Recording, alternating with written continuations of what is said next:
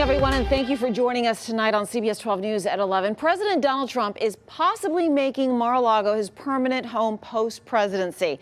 But an agreement between the town and President Trump, signed in the 90s, seems to prohibit anyone from staying more than a few weeks at the club. That's the deal, according to the city, who tell us that they are still looking into the fine print. But some residents there, they want the city to stick to the decades-old deal that would make it impossible for the Trumps to live at Mar-a-Lago full-time. CBS 12's Jay O'Brien joining us live near Palm Beach tonight with the details he's learned. Jay?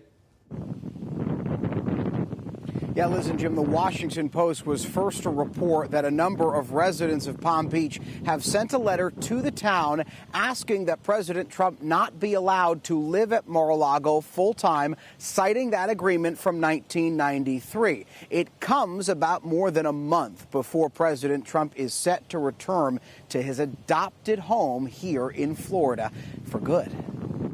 Mar-a-Lago has been President Trump's enclave his entire term, the site of state visits, galas, not to mention serious foreign policy standoffs with Iran and North Korea.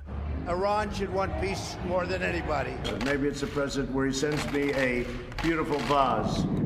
The 17-acre estate turned private club is slated to be President Trump's new home when he leaves office. But in the minutes of this 1993 Palm Beach Town Council meeting, CBS 12 News found a comment from President Trump's then attorney on the cusp of a deal to turn Mar-a-Lago into a club. The attorney promised no one would stay there for more than 21 days a season. That was later held up by an agreement obtained by Politico, signed by President Trump and the town. It restricts stays at the club's guest suites to 21 days for any one member, but doesn't mention if that applies to an owner.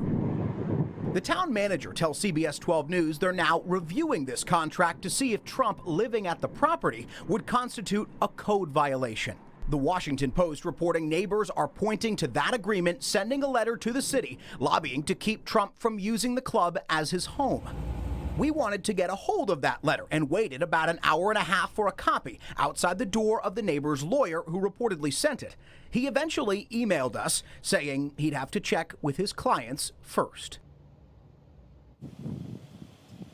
This isn't the first time President Trump has had a public spat with the surrounding community. He famously sued Palm Beach County over the airplane noise that comes over Mar-a-Lago. As planes come and go from PBIA, they fly right over the club. When President Trump is here, that can't happen because of security concerns. But there are new questions tonight as to whether or not those planes will still be diverted from flying over the club for an ex-president. I'm Jay O'Brien, CBS 12 News.